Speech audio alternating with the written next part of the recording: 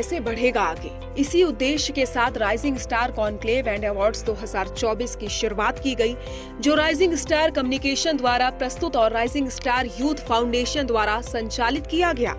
इस कार्यक्रम में विभिन्न उद्योग के दिग्गज, सरकारी अधिकारी और प्रतिष्ठित वक्ताओं ने मंच से अपने विचार साझा किए।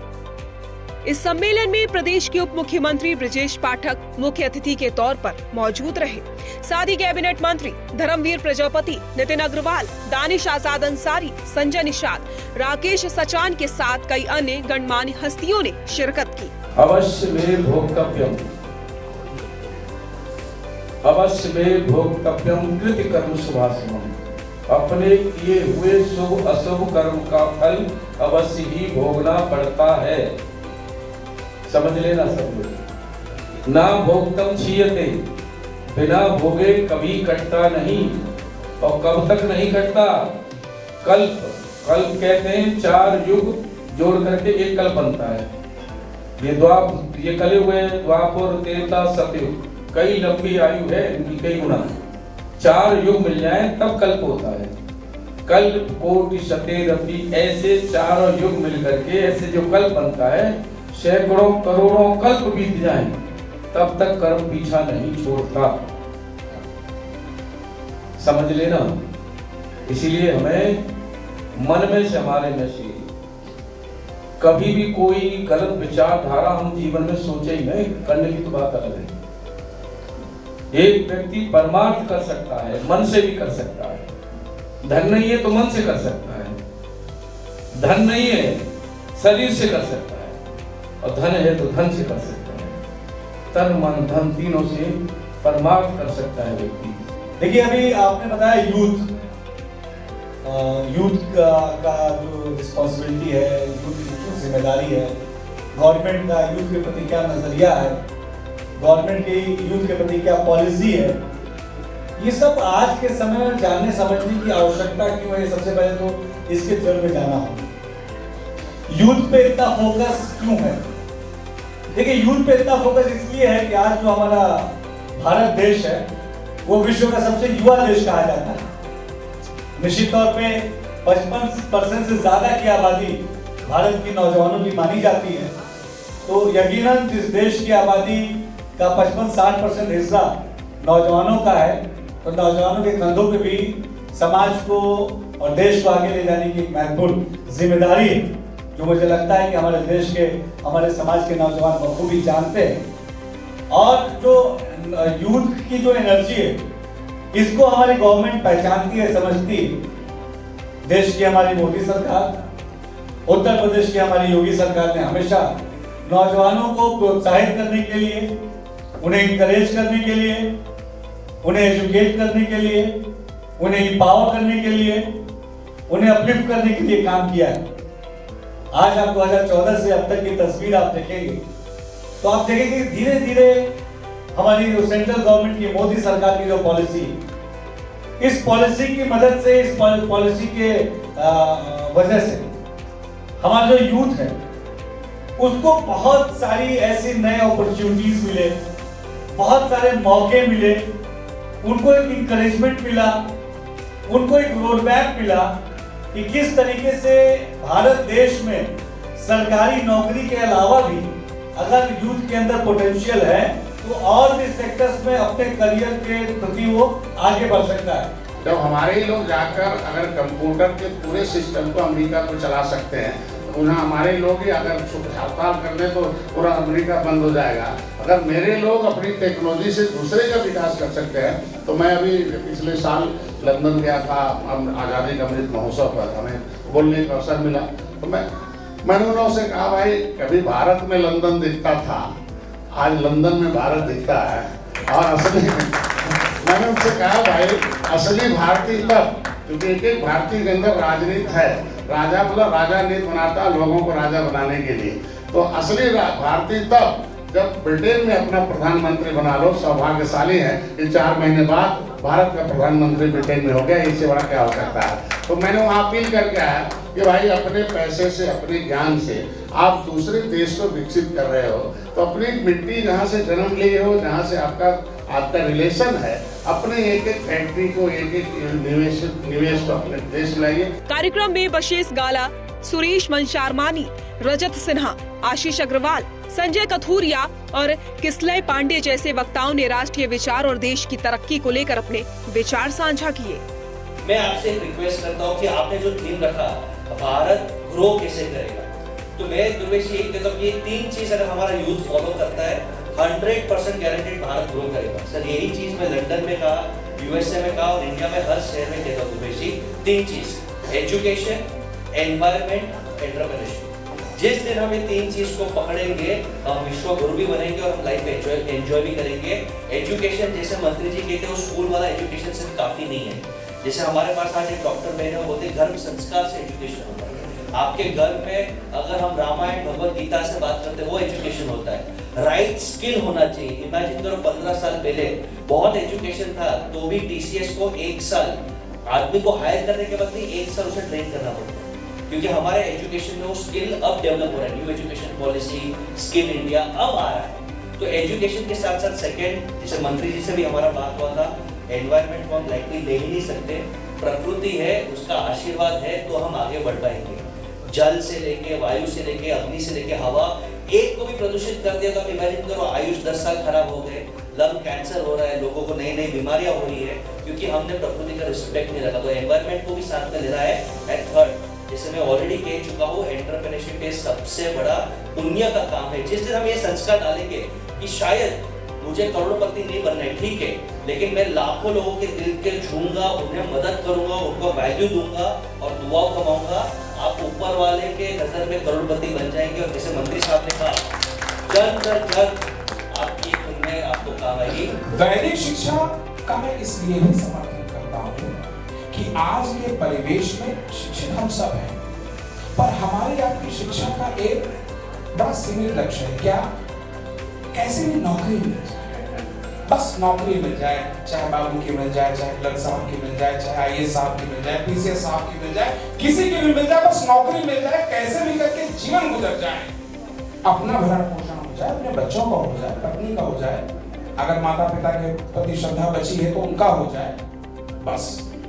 वैदिक शिक्षा व्यक्ति को पूरे समाज के लिए तैयार करती थी। वो व्यक्ति वसुधैव कुटुंबकम को जीता रहा। आज वो चीज गायब है। आज तो साहब हंसने के लिए भी लाफ्टर थेरेपी का सहारा लेना पड़ता है, एंगर थेरेपी का सहारा लेना पड़ता था। ये संस्कृति नहीं। आज एक एक्सीडेंट होता है, 4 लोग वीडियो बना रहे होते हैं उस पे। ये हमारी वैदिक शिक्षा नहीं थी। आज की तारीख में आप इस चीज को नहीं पाएंगे। पहले के जब एक गांव में हमारी लड़की ब्याहती थी तो उस गांव की सारी लड़कियां बहनें कहलाती थी, और जिस गांव से लड़की आती थी उस गांव का हर लड़का भाई कहलाता था। आज ये गायब है। आज पुत्र पिता के प्रति श्रद्धा नहीं रख रहा, पिता पुत्र के प्रति, पति पत्नी के प्रति, पत्नी पति के प्रति, ये सब जाता सजा रहा है। घोर अवसाद की स्थिति है, विचार अंधत्व की स्थिति है, हर चीज कॉमर्शियलाइज हो चुकी है। अगर इसे पूरी तरीके से ध्वस्त करके दोबारा भारत को आगे बढ़ाना है, भारत को सही मायने में विश्व गुरु बनाना है, जैसे कि टॉपिक है भारत कैसे आगे बढ़े, तो यह आवश्यकता है कि प्राइमरी लेवल से दोबारा धीरे धीरे वैदिक एजुकेशन को इंट्रोड्यूस किया जाए। Our focus is more profitability. Right now, the startup companies are burning money. So, you know, if I'm getting in more details, so basically, if I talk about Zepto, okay, I don't want to mention the name, but delivery companies are, you know, they burn around 600, 700 to 1. That's the ratio. So, our focus is the profitability of the company. You know, IPO is done once you leave the funds. We would say we don't need funds in the future if we create profits in our company. So, yeah. हम लोग entrepreneurship को बढ़ावा दे रहे हैं। क्यों entrepreneurship? क्योंकि एक तरफ सैनिक है जो बॉर्डर पे देश की रक्षा करते हैं, एंटरप्रेन्योर भी एक तरीके से सैनिक है। वो जॉब क्रिएट कर रहा है, इस देश को विश्व गुरु बना रहा है, 5 ट्रिलियन का जो हमारे प्रधानमंत्री जी का सपना है वो बना रहा है। तो ये भी एक तरह से वॉरियर है। एक बड़ी लड़ाई होती है एंटरप्रेन्योरशिप में, बहुत लोनली जर्नी होती है। तब उनको स्किल करते हैं, और ये तजुर्बा का एक सपना है कि 1 करोड़ लोगों या 1 करोड़ लोगों को स्किल किया जाए, जॉब क्रिएटर बनाया जाए। जब 1 करोड़ लोग जॉब क्रिएटर बनेंगे, चाहे वो कोई भी काम छोटा हो बड़ा हो, लेकिन अगर वो जॉब क्रिएटर बनेंगे, एक आदमी 10 लोगों को भी एम्प्लॉयमेंट देगा तो 10 करोड़। हम एक बार एक कोर्ट गए मंत्री जी, सर हम कोर्ट गए किसी तारीख में, तो हमारे वकील ने कहा यहाँ बाहर एक आंटी जी अदरक कूट के बढ़िया चाय बना, भाई उसके चाय खिला दो। तो आंटी जी खड़ी हो गई, तुरंत आप मुझे कैसे जाते? बोले आपकी फैक्ट्री से हम हैंड एम्ब्रॉयडरी का काम करते हैं, हमें कुछ नहीं आता था, अकाउंट भी आप लोगों ने खुलवाया था, और हमारी 3 बेटियों की आपके काम से शादी। तो ये है एंटरप्रेन्योर जो बताया एनर्जी। देखिए जिंदगी से एनर्जी है, आप में जितने लोग मानते हो अगर आपकी एनर्जी आई है तो आप जिंदगी में आगे रहोगे। हर चीज आज मंत्री जी ने एनर्जी दी, जेल तक इतना बड़ा तो सुधार हो गया कि हम सोच भी नहीं सकते थे। ये भी एक सब्जेक्ट हमारा एक तजुर्बा फाउंडेशन है, सिर्फ एजुकेशन पे हम चैरिटी करते हैं, अपना जो कमाई होती है उसका परसेंटेज जाता है, जब से लोग सीखते हैं उनका धंधा बढ़ता परसेंटेज जाता है। तो मंत्री जी हम भी उसको सहयोग देंगे तजुर्बा फाउंडेशन की तरफ से, हमारा इंटरेस्ट है। तो ये एक हमारा प्रण है कि 1 करोड़ लोग स्किल हो तो ये देश बहुत आगे, और 500 लोग IPO लेके आए SME एक्सचेंज में, छोटे बिजनेस भी लिस्ट हो, तो बहुत वेल्थ क्रिएशन स्टाफ की भी होती थी। जब मेरा पहला IPO आया था तो मेरा ड्राइवर भी खड़ा था। भारत में मैं किसी बड़े विशेषज्ञ से बात कर रहा था, तो उन्होंने कहा था कि भारतीय एग्रीकल्चर में 20 माइक्रोसॉफ्ट जितनी बड़ी कंपनीज बन सकती हैं। एक माइक्रोसॉफ्ट आज अपने आप में एक भारत है।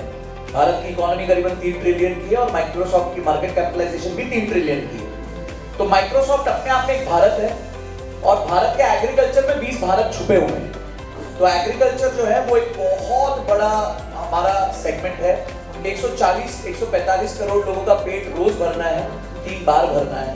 तो एग्रीकल्चर, और हम विश्व के भी अन्नदाता हैं। अभी पीछे प्रॉब्लम हुई तो हमने थोड़े से एक्सपोर्ट्स कंट्रोल किए, बट जनरली हमारा व्हीट एक्सपोर्ट सबसे ज्यादा होता है। तो क्या कहते हैं, मिल्क में हम नंबर 1 प्रोड्यूसर हैं। तो एग्रीकल्चर हमारा बैकबोन था, हमारा बैकबोन है, हमारा बैकबोन रहेगा। बहुत बहुत धन्यवाद। और इसमें एक लास्ट बात ये ऐड करूंगा कि एक ही चीज बार बार हमें एग्रीकल्चर में देखनी, ताकि हमारे फार्मर भाई बहन कभी प्रॉब्लम ना फेस करें, वो है टेक्नोलॉजी। जितना हम टेक्नोलॉजी का उपयोग एग्रीकल्चर में कर पाएंगे, जितना हम उनको एडुकेट कर पाएंगे कि उनको किस तरह की खाद, फसल, क्या क्या बीज क्या उपयोग करना है, हम बहुत बड़ा एक सेगमेंट जो है वो क्रिएट कर सकते हैं। जैसे मैंने कहा 20 माइक्रोसॉफ्ट, 20 भारत हमारे एग्रीकल्चर में छुपे हुए हैं। तो ये माहौल एकदम टॉप क्लास है इस टाइम पे कि प्रोडक्ट चाहे आपका बैक एंड कोई भी हो, चाहे हार्ड प्रोडक्ट हो, चाहे सॉफ्ट प्रोडक्ट हो या एडवाइजरी प्रोडक्ट हो, बहुत ही कम समय में एंटरप्रेन्योर जो है नेशन वाइड फेमस हो सकते हैं, कैश फ्लो बन सकता है। इसी तरह हमने भी प्रोग्राम बनाया, विदिन 60 to 90 डेज जो है पूरी दुनिया चेंज हो सकती है। आज की तारीख में छोटे एंटरप्रेन्योर के विदाउट टू मच फंड्स, अपनी तरफ से लागत नहीं लगती है, लेकिन मोमेंटम बहुत तेज़ी से, बहुत स्पीड से आगे बढ़ सकता है। मेरी खुद की स्टोरी ऐसी है, कंसल्टिंग का बिजनेस जो है थोड़ा डाउन हो गया था। कोविड के टाइम पे हम लोग ने मॉडल चेंज किया, विदिन 60 डेज हम लोग ने पूरा का पूरा मॉडल रिक्रिएट कर लिया अपने लिए। अभी हम दूसरों को भी सिखा रहे हैं। एक उत्तर प्रदेश की तरफ से एक मेरा छोटा सा एक ऑब्जर्वेशन है, एक तरह से हम इसी बेल्ट को बिलोंग करते हैं, यहीं से हम लोग बढ़ के आगे हुए हैं। अभी हम पूना में रहते हैं, परंतु जब इंटरनेट पे काम करते हैं हज़ारों लोग आते हैं वेबिनार्स पे, और उसमें स्पेसिफिकली जो नॉर्थ बेल्ट है, यूपी बिहार वाला बेल्ट है, उसमें जनरली लोग डिमांड करते हैं कि आप हिंदी में बात करिए। होना भी चाहिए, मातृभाषा है, वो सब बढ़िया है, परंतु इंटरनेट की भाषा जो है वो है इंग्लिश। और आप देखिएगा कभी भी जो साउथ के स्टेट हैं वो इतनी ज़्यादा टेक्नोलॉजी में आगे क्यों आए हैं। नॉर्मली आप देखेंगे जो डेवलपिंग बिजनेसेस है उसमें साउथ के स्टेट ज़्यादा क्यों हैं, because they speak the language of the internet and speak the global language. तो उस हिसाब से मेरा खुद का एक कंट्रीब्यूशन भी रहा है। I am working with certain NGOs to improve English literacy and internet literacy in UP and Bihar. And इस बारे में हम जितना भी कोशिश करेंगे वो ज़्यादा अच्छा है। एक तरफ से मातृभाषा है, डेफिनेटली इसको सपोर्ट करना चाहिए, परंतु इंटरनेट की भाषा जो है इंग्लिश ही है, and that is the global language. तो जितना ज़्यादा उस तरफ जो है यूथ का जो ये रहेगा, बेंट रहेगा, उतना ज़्यादा उन लोगों को बेनिफिट मिलेगा। क्वेश्चन ये होना चाहिए कि भारत और तेजी से आगे कैसे बढ़ सकता है, भारत सबसे तेज कैसे बढ़ सकता है, ये क्वेश्चन होना चाहिए। अब अगर ये क्वेश्चन है तो इसका आंसर क्या होगा? आंसर बिल्कुल क्लियर है कि अगर भारत को बहुत तेजी से आगे बढ़ना है दूसरा सिंपल सा तरीका है कि भारत के यूथ को आगे आना होगा, युवाओं को साथ देना होगा। ऑलरेडी आगे बढ़ रहा है, ऐसी बात नहीं बढ़ रहा है, लेकिन जितना बढ़ रहा है उसमें कितने युवाओं का योगदान है? बहुत कम, लेस देन 10%। क्या वो अगर भारत का बाकी का बचा हुआ जो 90% यूथ है वो भी कंट्रीब्यूट करना स्टार्ट कर दे, बच जाएंगे नंबर, बहुत तेज आगे बढ़ेंगे। यही होता है। तो क्या कारण है कि बाकी का जो यूथ है वो कंट्रीब्यूट क्यों नहीं कर रहा है? क्योंकि वो डिस्ट्रैक्टेड है, वो भटका हुआ है, अलग अलग चीजों, हर इंसान अलग अलग चीजों में भटका हुआ है। देखिए, दुनिया का एक बहुत ही महान ग्रंथ है जिसे हम कहते हैं भगवत गीता, और उसमें एक बहुत ही कमाल का श्लोक है, भोगेश्वरी प्रसक्ता नाम तया पहत चेतसा व्यवसायित्मिका बुद्धि समाभवन विधीयते। पहली लाइन फिर से बोलता हूँ, भोग ऐश्वर्य प्रसक्ता नाम, यानी कि जो इंसान भोग और ऐश्वर्य में रहता है, जो इंसान सिर्फ मजे करने की सोचता है, जो अपनी इंद्रियों में भटका रहता है, लास्ट लाइन सुनिए, समाधि विधीयते, वो समाधि में प्रवेश नहीं कर सकता, वो खुद सफल नहीं बन सकता। और जो इंसान खुद ही सफल नहीं बन सकता, वो देश में क्या कंट्रीब्यूट करेगा? और इसी श्लोक में बीच में वो लाइन आती है, भोग ऐश्वर्य प्रसक्ता नाम तया पहत चेतसा व्यय सात्विका बुद्धि, यानी कि आपकी दृढ़ बुद्धि, आपका फोकस, आपकी इंटेलिजेंस। अगर जो इंसान मजे में रहता है, भोग में रहता है, ऐश्वर्य में रहता है, उसकी फोकस इंटेलिजेंट काम कर ही नहीं सकती, वो फोकस कर ही नहीं सकता। ये रीजन जो भगवत गीता में बताया है कि इंसान भोग ऐश्वर्य से बाहर निकलेगा, तब जाकर के उसकी बुद्धि काम करेगी, तब जाकर के उसका फोकस बढ़ेगा। और मैं कहता हूँ कि इंसान को ना देश के बारे में सोचो, अच्छी बात है, पहले खुद के बारे में सोच लो, क्योंकि अगर आप खुद के बारे में सोचोगे, खुद बढ़ोगे, तो ऑब्वियसली देश तो बढ़ना ही है। तो इंसान खुद आगे कैसे बढ़ेगा? बड़ा वही बन सकता है जो बड़ा कर सकता है, और बड़ा वही कर सकता है जो बड़ा सोच सकता है। और आपको बड़ा करने के लिए फंडिंग की जरूरत पड़ सकती है, लेकिन बड़ा सोचने के लिए कभी भी आपको फंडिंग की जरूरत नहीं पड़ेगी। कार्यक्रम का शुभारंभ ब्रजेश पाठक ने दीप प्रज्वलित करके किया। ब्रजेश पाठक ने इस दौरान युवाओं की बात कही, समाज में परिवर्तन की बात कही, साथ ही उन्होंने कई उद्यमियों और उभरते हुए प्रतिभाओं को सम्मानित किया। कार्यक्रम को संबोधित करते हुए ब्रजेश पाठक ने राम मंदिर की बधाई देते हुए युवाओं को राम पथ पर चलने की अपील की। इसके साथ ही उन्होंने कहा कि हमें भगवान राम और श्री कृष्ण के आदर्शों पर चलना चाहिए, समाज हित में काम करना चाहिए। उप मुख्यमंत्री ब्रजेश पाठक ने राइजिंग स्टार के इस पहल की सराहना करते हुए कहा, rising star conclave and awards 2024 हमारे राष्ट्र की उन्नति के लिए संवाद और सहयोग को बढ़ावा देने की दिशा में एक सराहनीय प्रयास है। ऐसे मंच विविध दृष्टिकोण और विचारों को एक साथ लाने में महत्वपूर्ण भूमिका निभाते हैं और देश को विकास पथ की ओर ले जाते हैं। राइजिंग स्टार कॉन्क्लेव को बहुत बहुत शुभकामनाएं। राइजिंग कम्युनिकेशन के संस्थापक और प्रबंध निदेशक दुर्वेश यादव ने अपना आभार व्यक्त करते हुए कहा कि मैं rising star conclave and awards 2024 में मिले इस जोश और उत्साह से वास्तव में आभारी और अभिभूत हूँ। कार्यक्रम की शोभा बढ़ाने के लिए उप मुख्यमंत्री ब्रजेश पाठक और सम्मानित कैबिनेट मंत्रियों के साथ साथ विभिन्न उद्यमियों के प्रतिष्ठित दिग्गजों को विशेष धन्यवाद, क्योंकि आपके विशेष समर्थन और प्यार से ही इसे सफल बनाया है। साथ ही दुर्वेश ने राइजिंग स्टार कॉन्क्लेव और अवार्ड्स 2024 की सफलता में योगदान देने वाले सभी लोगों का धन्यवाद दिया।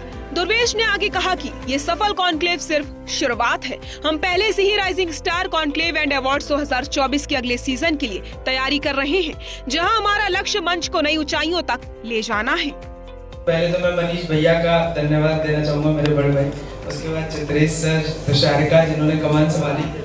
लिटरली मैं बोल रहा हूँ, कल मुझे आंसू तक आ गए, मैं इमोशनल हो गया कि कैसे इवेंट मैनेज होगा, बट आई थिंक बहुत अच्छे से हो गया। सभी का बहुत बहुत धन्यवाद। जल्दी लौटेंगे सीजन 2 के साथ, so stay excited, see you soon. वहीं राइजिंग स्टार कम्युनिकेशन के सह संस्थापक ब्रजेश तिवारी ने उनका हार्दिक आभार व्यक्त करते हुए कहा कि राइजिंग स्टार कॉन्क्लेव और अवार्ड्स 2024 कई महीनों की कड़ी मेहनत थी और पूरी टीम के जबरदस्त प्रयास के बिना ये आयोजन सफल नहीं होता। मैं इस आयोजन का अनुभव करने के लिए आभारी और अभिभूत दोनों हूँ, जो इस तरह था जैसे हमारे लिए एक सपना हकीकत में बदलना। हमारे बीच में माननीय उप मुख्यमंत्री, सभी कैबिनेट मंत्री और विभिन्न उद्योगों की हस्तियों का इस कार्यक्रम में आना, अपने विचार और विजन को लोगों तक पहुंचाना इस कार्यक्रम की सफलता की कुंजी थी।